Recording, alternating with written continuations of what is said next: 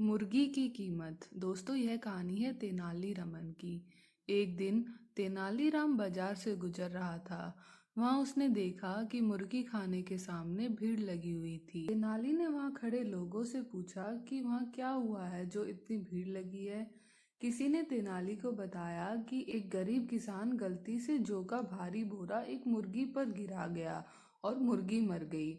मुर्गी छोटी सी थी, 5 सोने के सिक्के से अधिक उसकी कीमत नहीं थी।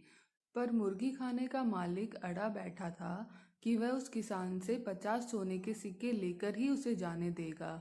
उसका कहना था कि अगर वह मरी न होती तो 2 सालों में यही छोटी सी मुर्गी 50 सिक्कों के बराबर की मोटी मुर्गी बन चुकी होती।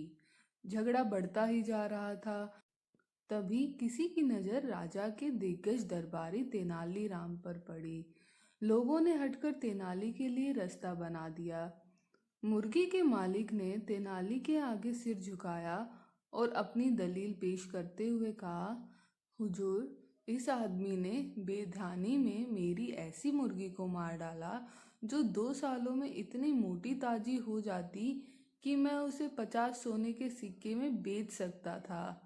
तेनालीराम ने किसान की ओर देखा, पर उसकी तो डर के मारे घींगी बंधी हुई थी।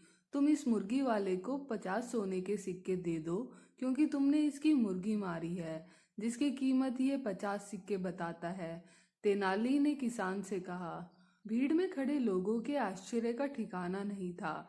उन्हें लगा था कि तेनालीराम न्योचित बात करेगा, पर यह तो सरासर अन्याय था। मुर्गी के मालिक की बाछें खिल गई। हुजूर, लोग ठीक कहते हैं कि आपका न्याय हमेशा सही होता है। मैं उनकी बात से पूर्णतः सहमत हूँ। हाँ भाई, न्याय तो सही ही होता है, तेनालीराम मुस्कुराते हुए बोला। अच्छा, यह बताओ कि साल भर में तुम्हारी मुर्गी कितना दाना खा जाती है? हुजूर, करीब आधी बोरी तो खा ही जाती है।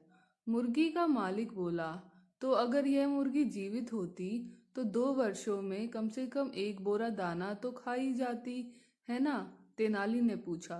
मुर्गी के मालिक ने सहमति में सर हिला दिया।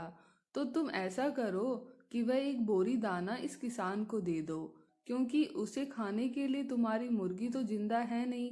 तेनाली ने मुर्गी के मालिक से कहा। अब तो उसकी सिट्टी बिट्टी गुम हो गई। दाने की 1 बोरी की कीमत 50 सिक्कों से भी ज्यादा थी। इधर तेनालीराम के इस न्याय से किसान के चेहरे पर मुस्कान आ गई। भीड़ में खड़े लोग भी खुशी से चिल्लाने लगे। मुर्गी खाने का मालिक बुरी तरह झेप गया। उसने उस मुर्गी के अवेज में किसान से एक भी पैसे लेने से इनकार कर दिया और झट से अपनी दुकान में घुस गया। धन्यवाद।